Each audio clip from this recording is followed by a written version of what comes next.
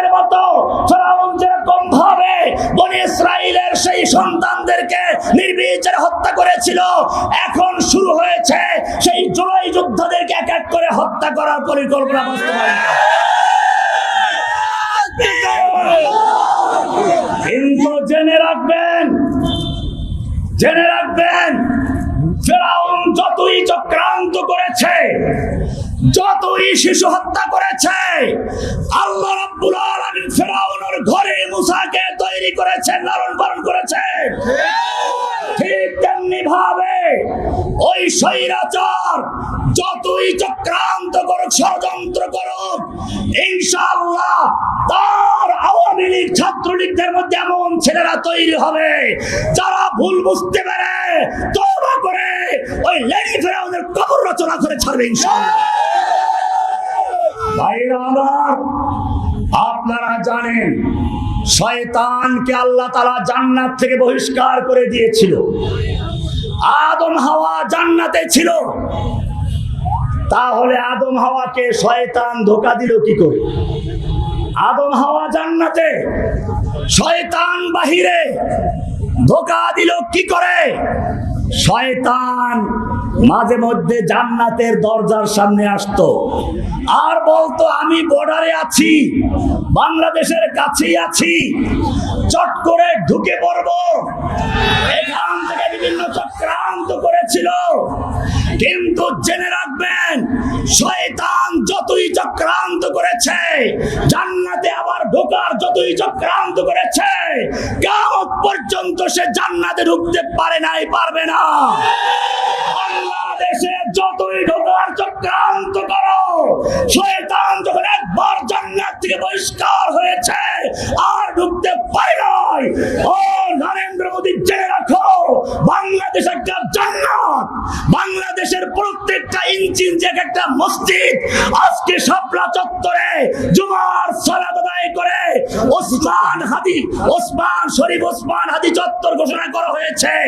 এর মাধ্যমে আমরা জানিয়ে দিচ্ছি, বাংলাদেশের প্রত্যেকটা ইঞ্চি ইঞ্চি জায়গা এক একটা মসজিদ। এই মসজিদের দিকে যদি কেউ চোখ তুলে তাকায়, চোখ উপরে ফেলা হবে। কেউ হাত বাড়ায়, হাত ভেঙে দেওয়া হবে। কেউ যদি পা বাড়ায়, পা ভেঙে দেওয়া হবে।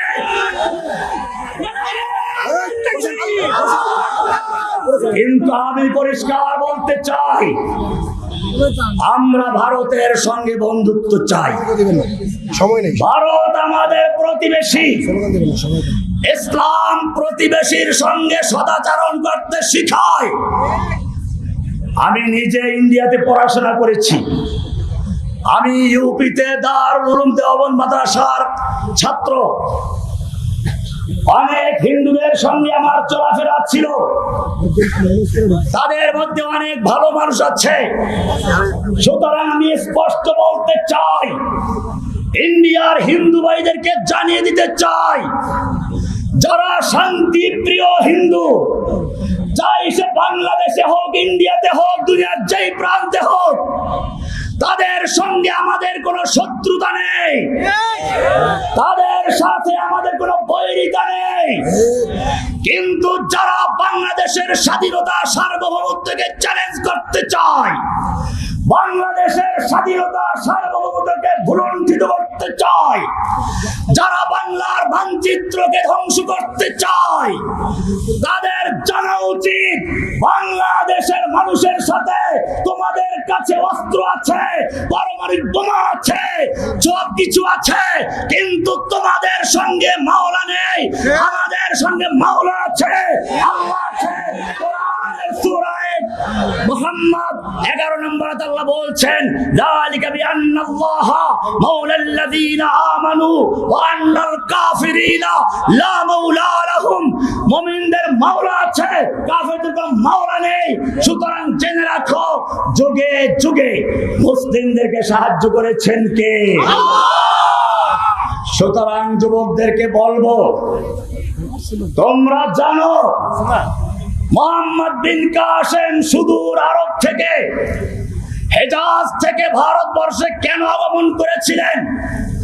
রাজা দাহিরের কারাগারে দুজন মুসলিম নারীকে নির্যাতন করা হচ্ছিল। সেই মুসলিম নারীরা নিজেদের রক্তকে কালি বানিয়ে ওড়নাকে কাগজ বানিয়ে পত্র লিখেছিল তৎকালীন খলিফাতুল মুসলিমিন, ইতিহাসের যদিও জালিম বাদশাহ হাজ্জাজ বিন ইউসুফ তার কাছে সাহায্য কামনা করেছিল।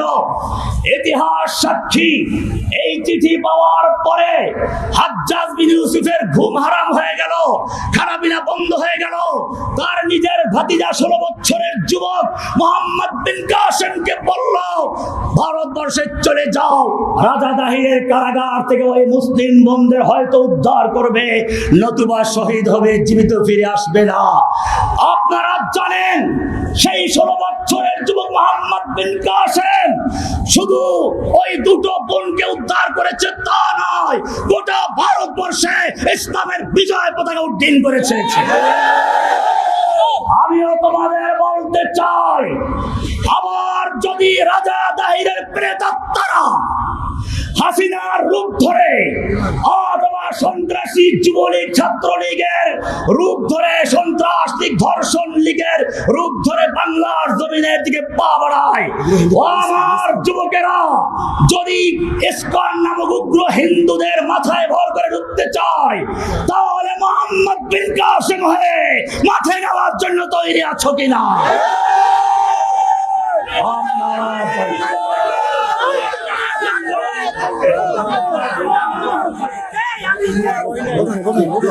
আপনারা জানেন রাজা গৌর গোবিন্দের রাজ্যে মুসলিমদের অত্যাচার করা হচ্ছিল। বোরহানউদ্দিন নামে একজন মুসলমান, তার কোনো সন্তান হচ্ছিল না। অনেক দিন পরে একটা পুত্র সন্তান হলো, আকিকার জন্য গরু জবাই করেছিল। এই অপরাধে সেই উগ্র হিন্দু রাজা সেই বোরহানউদ্দিনের হাত কেটে ফেললো গরু জবাই করার অপরাধে। শিশু বাচ্চাটাকে বলি দেওয়া হলো। তখন তিনি দিল্লি মুসলিম শাসকদের সাহায্য চেয়েছিল।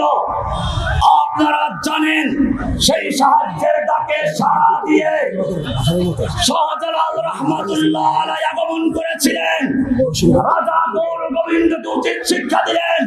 আমি বলতে চাই, আবার যদি বাংলার জমিনের দিকে কোন গৌর গোবিন্দের আগমন ঘটে, গৌর গোবিন্দর প্রেতাত্মারা যদি এখানে আবার চক্রাঙ্গারে দিতে চায়, শাহজালাল হয়ে ময়দানে নামার জন্য তৈরি আছো কিনা?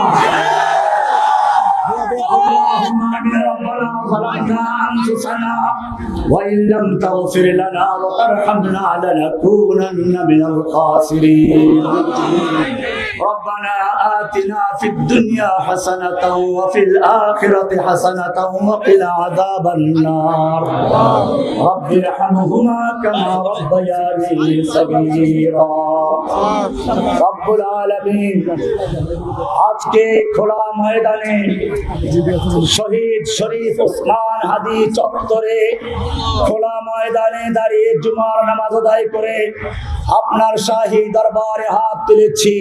মেহেরবানি করে আল্লাহ আমাদের সকলের হাত দোকানে কবুল মঞ্জুর করিয়া ইয়া রাব্বুল আলামিন।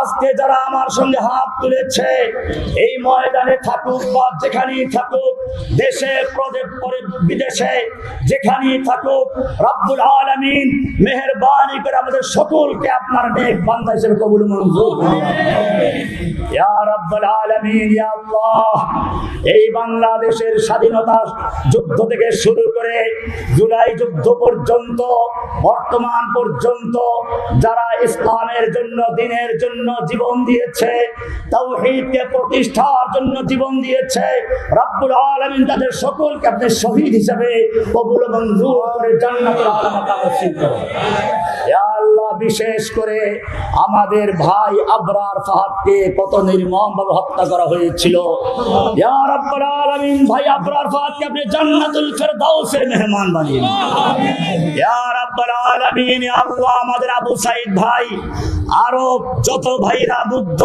তাহমিদ, আরো অনেক অজানা নাম আছে, যারা বাংলার এই স্বাধীনতার জন্য, স্বৈরাচার মুক্ত করার জন্য, খুনি ফ্যাসিস্টের হাত থেকে বাংলাদেশকে উদ্ধার করার জন্য জীবন দিয়েছে, রক্ত দিয়েছে। রব্বুল আলামিন তুমি তাদের সকলকে জান্নাতুল ফেরদাউসের মেহমান বানিয়ে ইয়া আল্লাহ, যারা আহত হয়ে পঙ্গু হয়ে এখনো যারা কঠিন জীবন যাপন করছে তাদের সকলকে আপনি কবুল মঞ্জুর করেন ইয়া আল্লাহ। তাদেরকে আপনি সুস্থ সবল অবস্থায় বাঁচার তৌফিক দান করুন ইয়া আল্লাহ। খাসুল ফরিয়াদ, আজকে যাকে উদ্দেশ্য করে আমরা এখানে সমবেত হয়েছি ইয়া আল্লাহ, এই নতুন প্রজন্মের বলিষ্ঠ কণ্ঠস্বর, বাংলাদেশের অস্তিত্ব এবং স্থায়িত্বের জন্য নিবেদিত প্রাণ, তাওহীদের মুখপত্র আমাদের শহীদ শরীফ ওসমান হাদি ভাইকে আপনি মেহেরবানি করে শহীদ হিসেবে কবুল মঞ্জুর করুন ইয়া রাব্বুল আলামিন। তার জীবনের সমস্ত গুনাহ খাতা ভুল ভ্রান্তি গুলো মাফ করে দিয়ে তাকে জান্নাতুল ফেরদাউসের মেহমান বানিয়ে দিন ইয়া রাব্বুল আলামিন। ইয়া আল্লাহ, ইয়া রাব্বুল আলামিন, তাকে অনেকেই ভালোবাসে রব্বুল আলামিন। অন্তরের মালিক যে তুমি ইয়া আল্লাহ, ওই লেডি খুনি ফিরাউন হাসিনা এদেশের মানুষের মনের ভিতরে তার বাবার মূর্তি বসানোর জন্য রাস্তার মোড়ে মোড়ে মূর্তি, বই পুস্তকে মূর্তি, রেডিও টেলিভিশনে মূর্তি, অফিসে আদালতে মূর্তি, সব জায়গায় মূর্তি বসাবার চেষ্টা করেছে যাতে তার বাপের মূর্তি মানুষের অন্তরে, এই প্রজন্মের অন্তরে বসে যায়।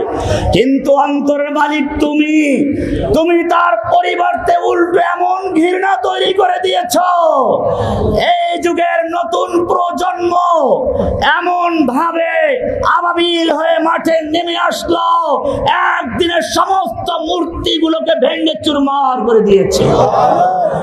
আল্লাহ, তুমি আর একবার দেখিয়ে দিলে, যুগে যুগে ফিরাউনদেরকে তুমি ঢিল দাও, ছেড়ে দাও না, ছাড় দাও, ছেড়ে দাও না।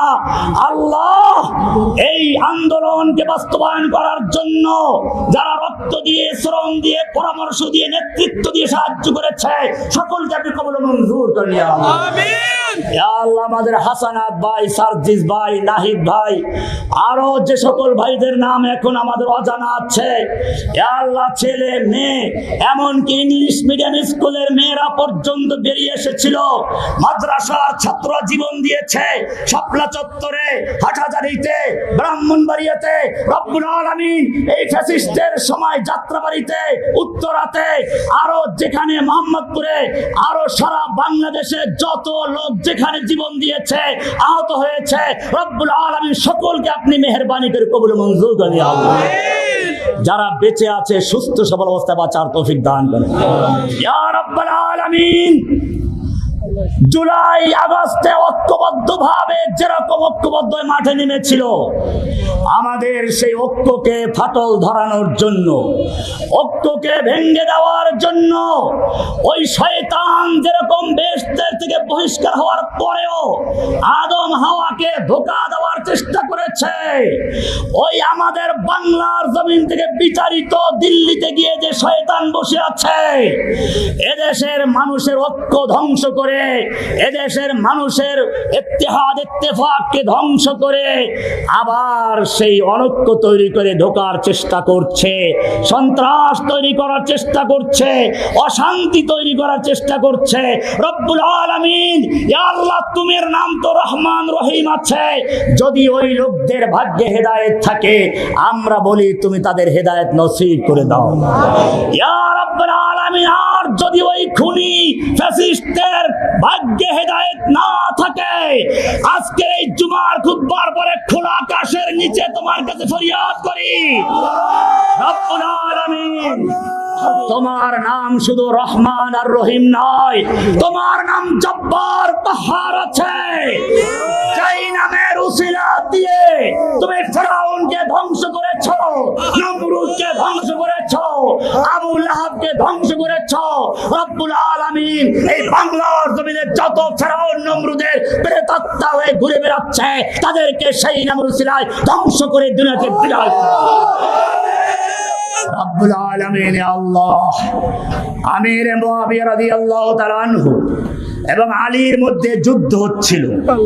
সেই সময় রোম সম্রাট এই সুযোগ নিয়ে আমিরে মুয়াবিয়াকে পত্র লিখেছিল, আমিরে মুয়াবিয়া, তোমার খলিফা তোমার সাথে অন্যায্য আচরণ করছে, তুমি চাইলে রোম সম্রাট তোমাকে সাহায্য করার জন্য পূর্ণ শক্তি নিয়ে প্রস্তুত রয়েছে।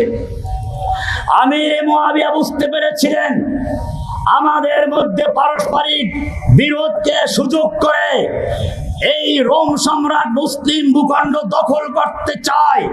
তিনি উত্তর লিখেছিলেন, ইয়া কালবার রোম, বাংলার সমস্ত যুবক ভাইদেরকে বলবো, তোমাদের পরস্পরে বিভিন্ন দল বিভিন্ন মত থাকতে পারে, কিন্তু যদি বাংলাদেশের অস্তিত্ব এবং স্থায়িত্বের প্রশ্ন আছে, সার্বভৌমত্বের প্রশ্ন আসে, সকল দল মত ভেদাভেদ ভুলে গিয়ে, মত পার্থক্য ভুলে গিয়ে সে আমিরে মুয়াবিয়ার মতো গর্জে উঠবে।